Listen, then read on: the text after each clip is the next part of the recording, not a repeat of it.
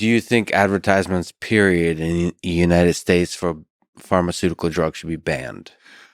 I think they can't be banned, so it doesn't matter what I think. Okay. But Say you were a dictator, and two, why can't they be banned? okay. Answer either one. I believe, I've been told by lawyers who I trust, that the freedom of speech in the U.S. Constitution is such that you can't ban them. That you could ban cigarettes and alcohol, which have no therapeutic use, but drugs have a therapeutic use, and advertisements about them can't be banned. Let's assume that they can't be, because we know they won't be anyway. But let's assume they can't be. And especially our Supreme Court now would be unlikely to take that seriously. But that's not the issue. The issue is that if the drug companies want to spend their money advertising, they should have to have independent analysis of the message that the viewers are left with about the drug, so that it's realistic. What's the chance the drug will help them? Well, in Trulicity, it's 1 out of 323. 322 people aren't going to benefit from the cardiovascular risk reduction.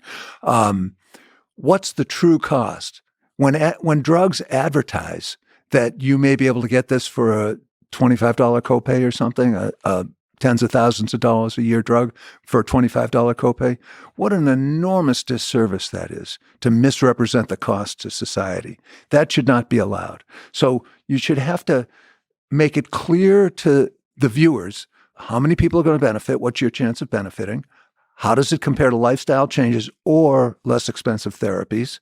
What do you give up if you use a less expensive therapy, or gain, perhaps? And how much it costs. How much it costs. Now, that can go either way, because if you say Humira costs $72,000 and it's no more effective as a first-line drug than methotrexate, which costs $480, people might say, I want the expensive drug because I can get it for a $25 copay.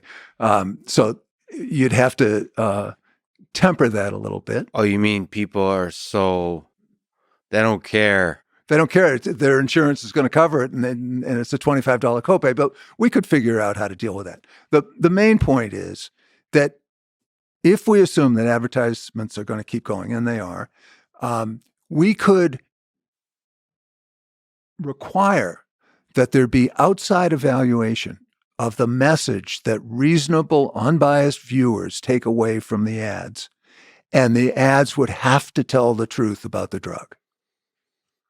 And the truth should have like sub-truth guardrails, meaning like the cost that we talked about, the effects compared to things that actually, lifestyle changes,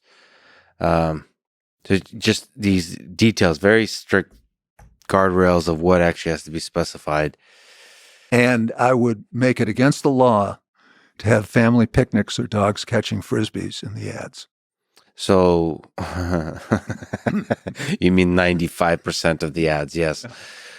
There's something dark and inauthentic about those advertisements, but I'm sure they're being done because they work for the target audience. Correct.